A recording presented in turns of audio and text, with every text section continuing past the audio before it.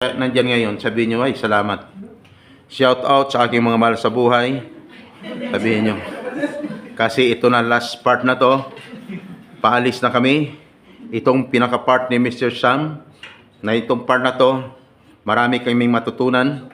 Maihanda na namin ang actual, ang aming mga sarili sa actual na pangyayari pagdating sa labas ng bansa. Sabihin nyo sa mga mahal sa buhay. Kaya kung ako ay matagal na hindi na ninyo nakita diyan sa probinsya. Actually, hindi ako nagtatago. Nandito lang ako ngayon sa Pidos. At hindi nyo na ako nakita. Ito na ang pinakahuling araw ko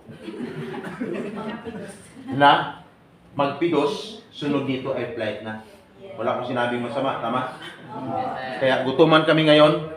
Huwag kayong mag-alala, mahal. Makakauwi din kami. No? Makakauwi din kami. Ayan po. Kaya dapat concentrate dito sa part ko. Ang pag-usapan natin katakot-takot. Kung dito kanina, may tendency, ang excitement mo is 100%. No? 100% ang excitement mo. Pero pagdating sa part ko, baka yung 100% na excitement mo, mauubos yan. Bakit? Tuwing may nangyari sa'yo, sa lahat ng sasabihin ko dito, nagbabawas ako ng 20% bawat may nangyari sa'yo. Kaya pag nagbawas ako, 100, magbawas ako ng 20, ang natira sa'yo 80%. Kaya kung mabot ng 5, kasi 5 times ako magbawas, i-multiply mo, 5 times 20 equals 100. Kaya kung tuwing may nangyari sa'yo, babawasan ko, walang matitira sa'yo ngayon. Kaya dapat concentrate habang nakatingin sa akin. Yung mind mo, dapat sa akin. Hindi sa katabi, hindi sa labas, hindi sa cellphone mo. Ang concentration mo or ang mind mo dapat sa akin. Iwasan yung labas-pasok. Sorry, sir. Kasi bakit? Sinabi ko, mabilis lang ako. Ay kung bilisan ko na nga, ay wala ka naman dito, mag-extend ka hanggang alas 5. Okay, tuloy-tuloy na. Ulitin ko, para hindi kayo makalimot sa akin. Ulitin ko, bilang Mr. Sam Carbo sa tagapagsalita ng Makeup Pidos, Maliang Sudarling. Nandito rin po kami. Malinaw yan. Mr. Sam, bakit kayo nandito? Linawin ko. Nandito kami dahil sa napakalagang mga services para sa inyo. May nagtatanong, Mr. Sam, ano naman ang mga services yan? Ulitin ko. Ang lagi kong sagot, ganito. Mamaya, inyong malalaman ang buong detalye sa aking pagbabalik. Hindi na ako nalabas. Manatili na ako dito. Bakit? Nandito ka na rin ngayon. Kaya concentrate. Umpisa na natin. Kamusta? Yung excitement ninyo, okay naman? Okay naman? Okay. Sa part na yun! Encouragement. More on encouragement. Pagdating sa part ko, pinakadulo, katapusan, more on discouragement. Dito mo naman nalaman kung gaano katotoo yung pagkatao mo ngayon. Kung ikaw ba ay may lakas loob, naaalis pa o hindi na. Kasi dito lagi kong sinasabi, alamin mo, dumaan ka man ng training ngayon, alamin mo, bilang isang OFW, kung ano ang pinasokan mo. Bakit? Hindi madali ang pagiging buhay OFW. Ex-abroad. Magtatanong ako.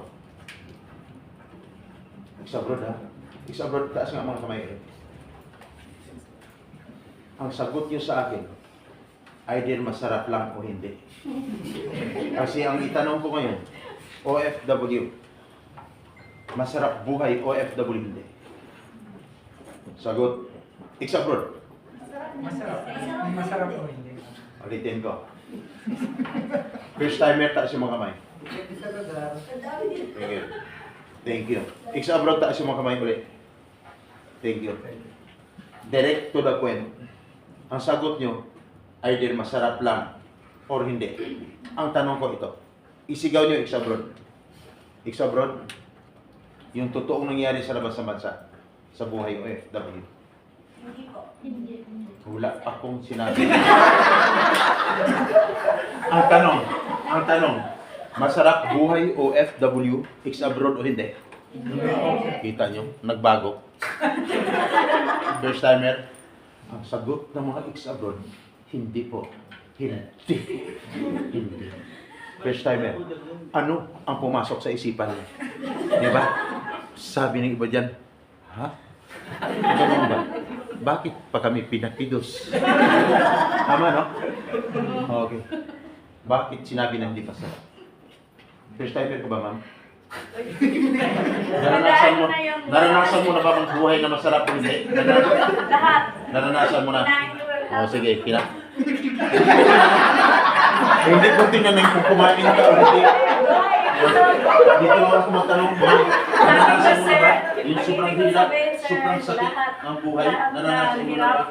Hirap at sama sa iyo. Naranasan mo. Sir, Kadalasan, naranasan mo. para po sa mga first timer. Ha? Para po sa mga first timer. Ex-abroad ka ba? Opo, ex-abroad po. O ano para sa mga halika dito? Isa yung lakas mo. Hindi dito. Lakas ka log. Dito. Okay. Yung may naging karanasan sa labas ng bansa. May naging karanasan sa labas ng bansa. Hindi mo ano Wala. Halika. Halika. Halika. Hindi ka nakasansa. Dito, lakas ka log.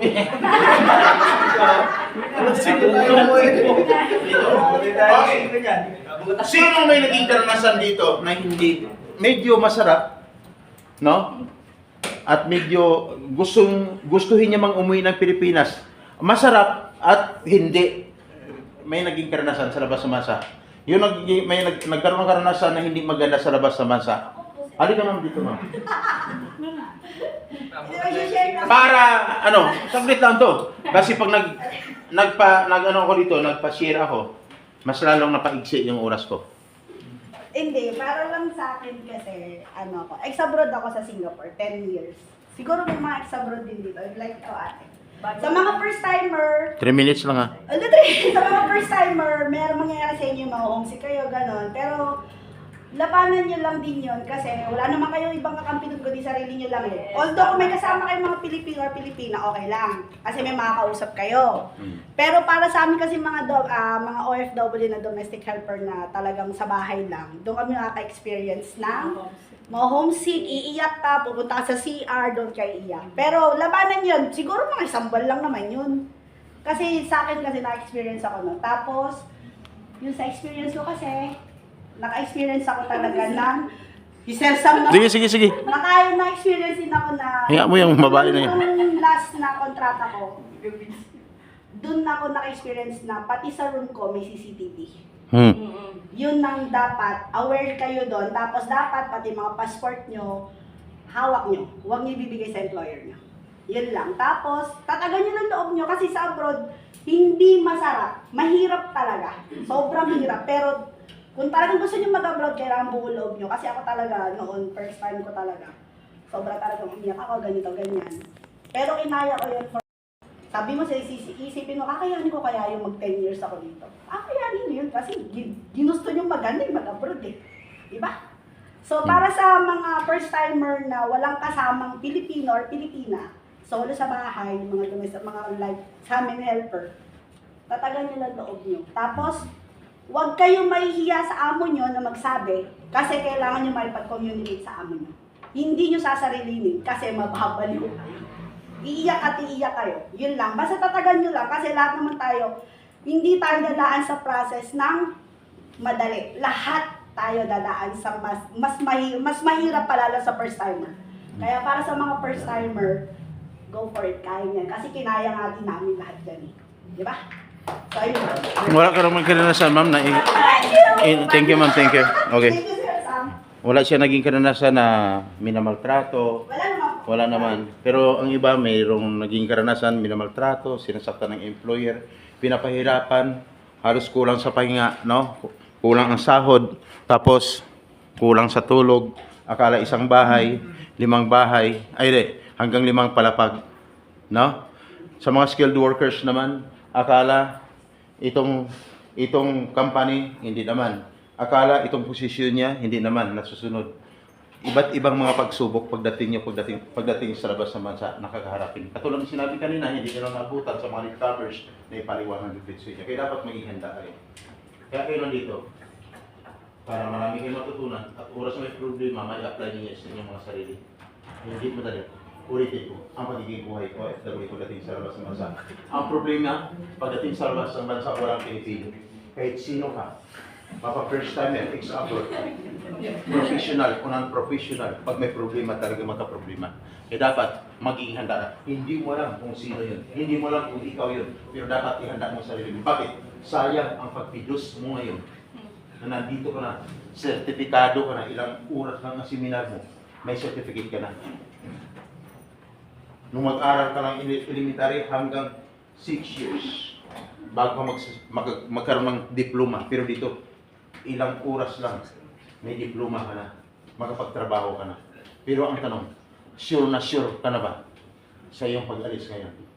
Magtatanong ako, sunod ko na katanungan, lahat ba ay nakapag-sign na ng kontrata?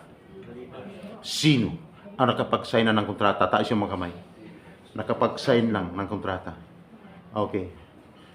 Sa 10 lang ang nakapag-sign ng kontrata. Sino ang hindi pa nakapag-sign ng kontrata? Taas yung mga kamay. 11 ang hindi nakapag-sign ng kontrata. 10, ano ang mas marami? 10 or 11? Ang 11 ang mas marami. Actually, hindi na ako nagbibilang. Pero kaya lang, magtanong ako ulit. 2 bisis ako magpataas ng kamay. Mayroon talagang hindi tumataas ang mga kamay. Sa hindi tumataas ang mga kamay, ang tanong ko lang sa inyo, ano kayo? Sabi ng iba dyan, pakialam ko sa'yo. Bilisan mo kasi gutom na kami. Tama? Tama. Alam ko, naramdaman ko kung bakit gutom ka. Kasi gutom na rin ako. Okay. Ngayon, Mrs. Sam, bakit ka nagtatanong? Kung kami ay nakapag-sign ng kontrata o hindi. Gusto ko lang malaman. Kaya ako yung nagtatanong. Dahil alam ko na may nangyari sa iyo. Gusto kong ipaliwanag sa inyo. Isang batas ang ating pag-usapan. Na ayon sa batas, dapat ang isang OFW bago magpidos, dapat siya ay nakapag-sign na ng kontrata. Nasa batas po yun. Sabi ng iba, ha? Kontrata? Bakit kami wala pa? Yan ang sinasabi ko kanina. Yan ang sinasabi ko. Kaya kung nangyari sa iyo, hindi ka pa nakapag-sign ng kontrata, bawas na ng 20% ang excitement mo. Ang natira is 80%. Malinaw? Sabi niyo, yatay ba na? Dapat nakapag-sign ka na ng kontrata at dapat after na magpidos, sisiguraduhin makaalis ka na. Kasi nasa batas, ang isang OFW, after na pag-sign ng kontrata, mula nag-apply at nabisahan, 60 to 90 days prior, dapat na-deploy na siya. Ang ibig sabihin, 2 buwan hanggang 3 buwan, ang isang OFW na nag-apply at nabisahan, dapat na-deploy na siya. Dapat nasa labas na siya ng bansa ngayon at dapat wala na siya ngayon sa kanyang inuupuan diyan sa pidos. Sa loob sir ng 3 months. 2 hanggang 3 buwan.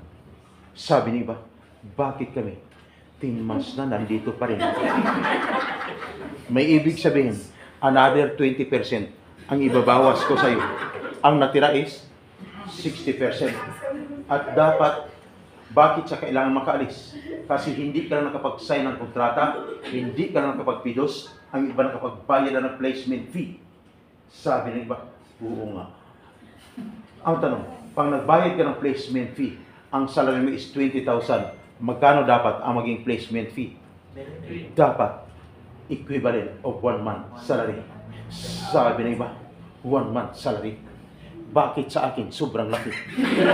At least, nalaman mo ngayon, katumbas ng 1 buwang sahod pagdating sa labas ng bansa.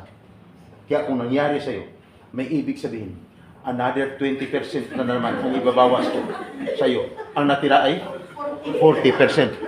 At dapat, pag nagbayad ka, saang lugar? Sa Jollibee? sa Chowking, sa McDo, sa Max, mall, hotel, o restaurant, wala sa nabanggit ko na lugar dapat sa loob ng agency. Sabi ng iba dyan, agency? Bakit kami sa Jollibee? May ibig sabihin, another 20% na naman ang nabawa sa iyo ngayon. Ang natira is 20% na lang. At pag nagbayad, anong mayroon dapat? Ang isang OFW, dapat mayroon siyang kaukulang resibo. Sabi ng iba, resibo? Bakit kami wala? Sabi naman ng isa dito, nung nakaraang linggo, siniko yung katabi, at least, pinamerienda tayo pare. Ang pinamerienda sa'yo, hindi niya pira yun. Pira mo yun.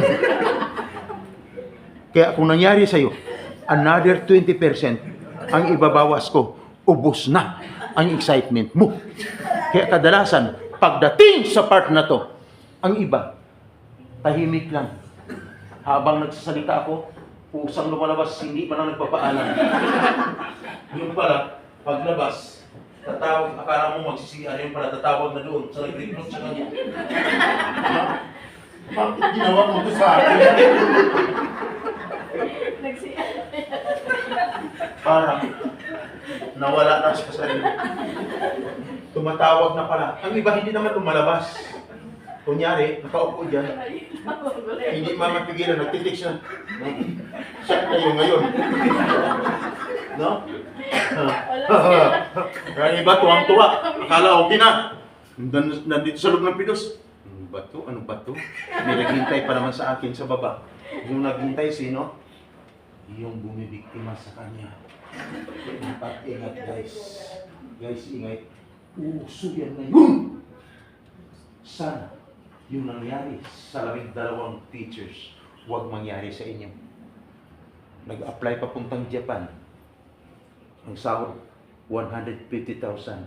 Kinuha ng 280,000 bawat isa. Nakipag-transaction through online. After maklose na yung usapan, pumunta kayo sa bahay ko sa Las Piñas. Dito ako nakatira. Oras na magpapalo up, dito kayo pumunta. After 2 months, 3 months, nagpalo up na doon. Wala na sa kanyang tinitirahan, nangupahan lang pala. Alam nyo, saan nagbabayad? Through GCash. Sabi ng iba dyan, kami, GCash din kaya. Problema na, sinundan ng 20 from Batangas. Sila ipapunta ng Africa, Malaysia, Singapore, Japan, Czech Republic. 178,000 bawat isa. Nalaman ko na lang nung mag-isang taon na, sir.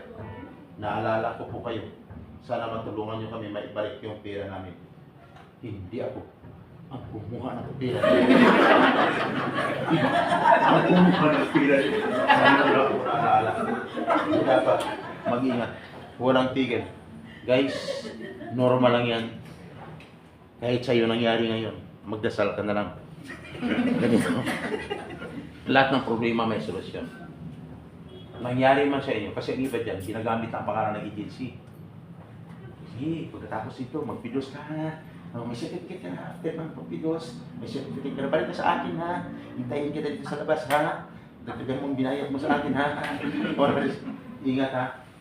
Walang tigil yan. Minsan sa bakit alam mo, yan ang trabaho ko. Mula noon hanggang ngayon. Wala pa tong pidos na to. Pidos doon, pidos doon, pidos doon sa taas. Wala pa tong bato di oro. Ako'y nasa serbisyo na. Nasa 20 years mahigit sa serbisyo ko. Kaya kung bakit ka magtataka, ang cellphone ko, habang ako'y nagsasalita ito, panang ikot, uulitin ko. Kasi pag may nasintruhan ng cellphone ko at biglang nag-blink, ibig sabihin, positive na ang hinahanap ko. Wala naman talaga siguro mula pa kanina. Alam ko naman kasi pag tinitigan ko lang sa mata, alam ko na kung siya yan o hindi. Kasi bakit? papawisan yun. Alam mo naman ang Rajis, grabe ang ano ng mata ko. Pag tinitigan kita, sir, alam ko na kung guilty ka o hindi. No? Hindi ka nahuli, hindi ka nadala sa Netherlands, pero alam ko kung guilty ka o hindi. Grabe, no? Ingat mga guys. Ingat. Nangyari man sa inyo, sana 100% makaalis pa rin kayo. Nangyari man sa inyo, hindi nakapagsaya ng kontrata, ay ibig sabihin lang, baka ang iba dyan, hindi pa nakapagsaya ng kontrata, in-advance pidos lang kayo ng inyong agency. Para hindi na kayo mahirapan pabalik-balik. No? Pidos ng pidos. Inaabot isang taong kapipidos yun. Nabauna sa upang sa pumasali lang, tama? Kaya advance pidos, after ng pidos, no? After ng pidos, saka magsaya ng kontrata. Kung nakapagsaya ng kontrata, makaalis na. Pasalamat kayo sa inyong agency. Ang babait ng agency niyo. Bakit? Kung hindi mabait yan, hindi kayo pinagpidos dito. Bakit? May speaker doon. Ang kulit doon. No? Mahuli kami pag pinagpidos kayo namin doon. Bakit? No? Mahuli. Bakit? Ang purpose ng agency may matutunan kayo. Yung hindi nyo alam malaman nyo, yung hindi alam ng agency malaman yan, nila na ganun pala hindi ang training dito. Ang purpose, mapangalagaan kayo at hindi lang kayo mapangalagaan, pati yung inyong agency mapangalagaan. Pagdating sa labas ng bansa, bakit? Hindi lang kayo mahal ng inyong agency, mahal kayo ng mahal namin ang inyong agency, mahal din kayo namin. Bakit? Oras na may problema. Itong mga turo namin, pag may problema, i-inform ng inyong agency. Baka ginagamit ang pangalan nila. Tama? Kasi pag ginamit yan at nahuli yung suspect, that is a violation of Republic Act 8042 of Anti-Illegal Recruitment or 10022 as amended of Anti-Human Trafficking Violation habang buhay na pagkabilanggo pag nahuli yung suspect sa labas. Dahil nahuli siya, yung kausap ko sa loob ng agency, magdamay para. At hindi lang kausap mo doon, pati agency, magkaroon pa ng tinatawag ng cancellation of license to operate ng agency. Bakit? Accessories of the crime. That is a lifetime imprisonment, non-billable offense. Kaya dapat maging maingat. Kaya kung noon, marinig nyo, year 2000, pag narinig nyo sa extra, pag sinabi, pag nagbabalita sa radyo, pag sinabi, mula sa Lungsod ng Makati, si Mabatron 141 na mula, simpilan may tulong nakas 50,000 watts, DWIC!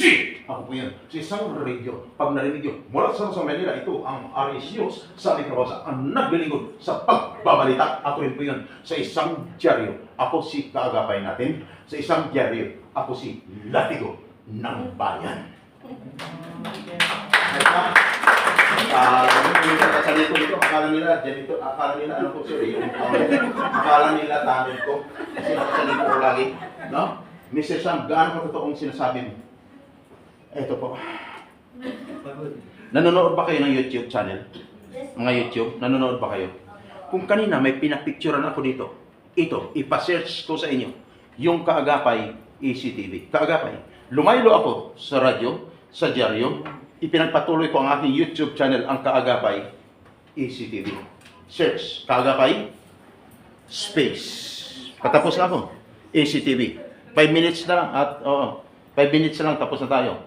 Kaagapay, space, tapos SCTV. Sierra, Charlie, Tango, Victory. Sierra, Charlie, Tango, Victory. Pag nakita nyo, sa YouTube yan, may Facebook page din ako, yung Sam Carbosa, pero diyan muna sa YouTube channel. Pag nakita niyo, nakasalamin kulay itim, nakasombrero kulay itim, no? Nakasalamin kulay itim, nakasombrero kulay itim na parang cowboy, no? Wala iba, kung hindi ako yan. Dahil nakita niyo na, wala kayong ibang gagawin kung hindi ako. I-subscribe niyo. Pag sinubscribe mo, wow! Remembrance mo yan. Remembrance ko rin. Ang purpose, para laging updated kayo sa lahat ng mga kaganapan sa loob at lawas ng ating bansa. No? Updated kayo. Dahil updated kayo, ngayon, pagdating nyo sa labas ng bansa, may mga na-encounter kayo na problem. O halimbawa, gutom. Yung gutom na yun, kasi walang sahod-sahod, yung gutom na yun, na-encounter mo doon kasi wala ka pang bili pagkain, mas sobra pa para sa gutom na dinanas mo ngayon dito sa loob ng Pidos. I-open mo ang YouTube channel, i-search mo, March 24. Pag nakita mo March 24, i-click mo. Makikita mo doon, unang-una, ang mga mukha ninyo. Kaya yan lang ang channel na hindi, walang uso diyan sa akin yung fake news. No? Yan totoo. Kaya SCTV kasi Sam Carbajosa True Vlog.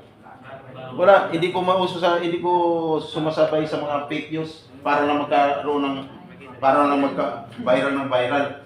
Diyan, no totoo. Di ba mahina yung views ko? Importante, mahalaga. Mapapanood din ito, pati remembrance, no? Okay? May number din ako. Na oras na inyong pangangailangan, in-inform mo agency, sa labas ng bansa may problema, in-inform mo inyong agency sa Pilipinas na hirapan kayong kumontak, hirapan kayong kumontak, may number akong ibibigay sa inyo, yung 0948-093970. 0948-093970 at 0963-5135480. Ang number niyan, i-text or tawagan ninyo, ako ang makakausap niyo pag tumawag kayo. Pag nag-text kayo, ako ang ka-text nyo. Pag